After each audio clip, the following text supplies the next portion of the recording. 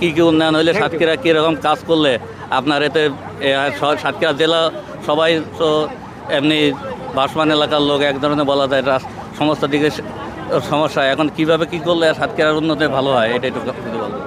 আমাদের সাতক্ষীরার আমাদের অনেক বলেছি যে দীর্ঘদিনের উন্নয়ন বৈষম্যের শিকার।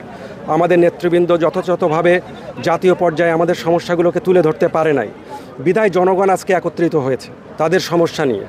আমাদের প্রথম দাবি হচ্ছে যে বাংলাদেশ সরকারের যে অবকাঠামো, গ্রামীণ অবকাঠামো উন্নয়ন প্রকল্প যেটি আছে, অন্যান্য জেলার জন্য বরাদ্দ আছে, সেই উন্নয়ন প্রকল্প গ্রহণ করা এবং বাস্তবায়ন করা। আমাদের স্থানীয় সরকার মন্ত্রণালয়ের সচিব 36,000 কোটি টাকা বরাদ্দ, 3,600 কোটি টাকা বরাদ্দ দেওয়ার প্রতিশ্রুতি দিয়ে আসছে সাতক্ষীরায় যে, কিন্তু একটি চক্রান্তকারী গোষ্ঠী সেটিকে কমিয়ে এনে 2100 কোটি টাকার মতো নিয়ে আসছে। এটাকে আমরা তীব্র প্রতিবাদ জানাচ্ছি যে এই চক্র তারা সাতক্ষীরাকে বোঝে না, যারা সাতক্ষীরা নীতি নির্ধারণ করে।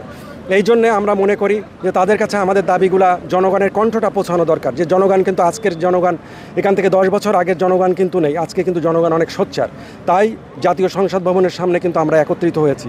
আমাদের রেলের দাবিটা দীর্ঘদিনের, আমাদের সুন্দরবনের পর্যটন ইকোট্যুরিজমের দাবিটা দীর্ঘদিনের, এবং আগের প্রধানমন্ত্রীরা কমিটমেন্ট করেছে, তাদের রাজনৈতিক ইস্তিহারে আছে, কিন্তু তারা বাস্তবায়ন করে নাই। তাদের ব্যক্তিগত স্বার্থে, রাজনৈতিকদের স্বার্থে কী আছে আমরা জানি না, বাস্তবায়ন করে নাই কেন সেটা জানি না। এই জন্যে আমরা মনে করি যে এই জিনিসগুলো দেখা দরকার। ভোমরা স্থলবন্দর, যেখানে আপনি একটা গাড়ি নিয়ে যেতে পারবেন না, স্থলবন্দর বানিয়েছে, সেখানে যাওয়ার রাস্তা নাই, ট্রাকে ভরা থাকে।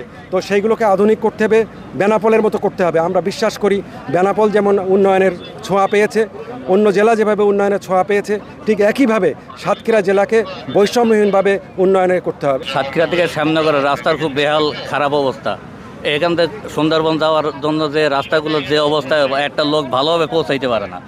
এরকম কোনো অসুস্থ রোগী যদি শ্যামনগর থেকে আসে, মানে সাতক্ষীরার মধ্যে আস্তে আস্তে মারা যাবে, এরকম অবস্থা। আপনি ঠিক বলেছেন। শুধু না খুলনা থেকে সাতক্ষীরা, সাতক্ষীরা থেকে মুন্সিগঞ্জ, এই পর্যায়ে কিন্তু রাস্তার অবস্থা অত্যন্ত খারাপ।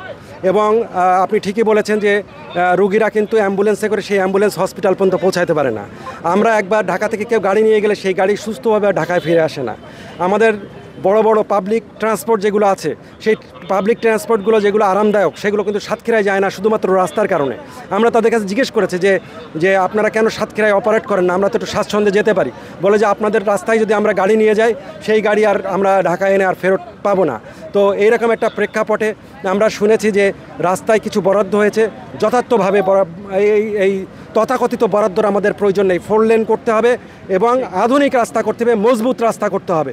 এবং এই রাস্তার যে বরাদ্দ আছে সেটা শতভাগ মনিটরিংয়ের মাধ্যমে যাতে চুরি না হয় খরচ করতে হবে। কারণ আমরা জানি রাস্তার বরাদ্দ একটা বড় অংশ চুরি হয় কন্ট্রাক্টররা এবং সরকারি কর্মকর্তারা।